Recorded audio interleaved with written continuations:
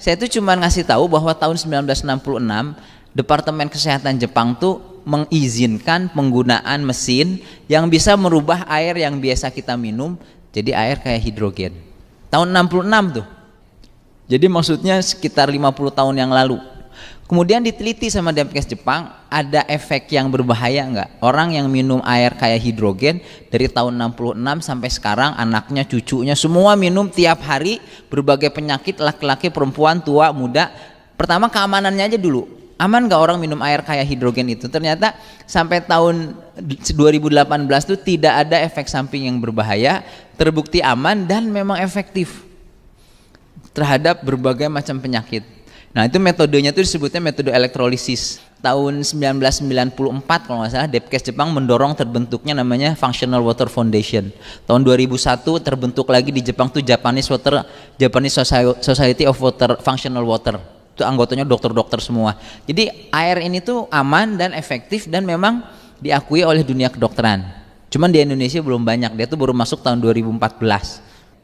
Tadi Pak Suprapto bilang ada sampai lembaganya, itu satu-satunya molekul yang ada lembaganya, yang ada institutnya tuh namanya Molecular Hydrogen Institute tuh bilang ya ada lebih dari 1000 penelitian artikel ilmiah pada 170 penyakit pada hampir semua organ pada manusia.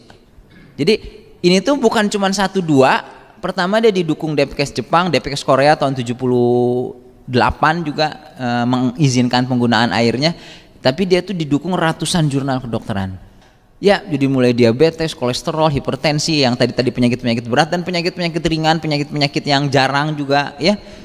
Ini tuh jadi intinya tuh gini, kalau misalnya ibu punya diabetes, punya kolesterol, punya gula misalnya, atau punya tensi tinggi, kalau minum air ini tuh pelan-pelan, si penyakitnya tuh bisa membaik secara bertahap. Beberapa penyakit yang kayak diabetes memang sembuh sih nggak bisa, tapi ketergantungan sama obatnya tuh berkurang. Jadi obatnya itu bisa dikurangin pelan-pelan. Nah terus enaknya tuh gini, obat diabetes tahu kan, obat darah tinggi kayak kaptopril, amlodipin, pernah dengar kali ya, orang tuanya ada. Itu kalau misalnya amlodipin misalnya, itu nurunin gula nggak? Kan dia obat tensi, nurunin gula nggak? Kalau obat orang darah tinggi minum punya gula, berarti harus dikasih obat gula kan?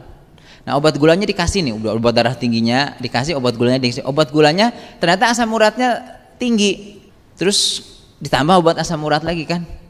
Ternyata ada rematik. Nih 3 obat tadi tuh ngurangin obat rematik nggak? Ngurangin rematik nggak? Nggak, berarti harus kasih obat rematik dong. Tapi udah kena obat rematik, minggu depan dok ini gara-gara obat rematik perut saya sakit nih mahnya. Tambah lagi obat mah, ya nggak? Terus pas kontrol lagi tensinya belum bagus tuh. Berarti ditambah obat tensi lagi dong. Obat tensi 1 biji nggak nurunin tensi, minggu depan ditambah obat tensinya lagi. Gulanya masih 300, tambah lagi obat gula. Dokternya mah seneng-seneng aja, banyak pasien kan. Ya udah dong, ibu tensinya masih jelek ya, saya tambah 1 obat lagi, nanti buat lambungnya saya kasih obat mah. Terus nanti kenapa gatal-gatal, saya kasih obat gatal. Apalagi yang perlu apa? Ya, nah enaknya kalau obat si air kayak hidrogen ini, dia itu dibilang memberikan efek positif sekaligus pada kadar gula, nanti tekanan darahnya ikut turun, tensinya turun, asam uratnya turun, sakit kolesterolnya membaik, trigliseridnya juga. Jadi ada penelitian khusus pada kolesterol gitu. Misalnya ada orang asam uratnya tinggi, dikasih air kayak hidrogen, dilihat ternyata asam uratnya turun. Terus ada lagi penelitian pada pasien diabetes, gulanya tinggi, dikasih obat air kayak hidrogen, gulanya turun. Itu sama tuh penelitian, airnya sama, air kayak hidrogen.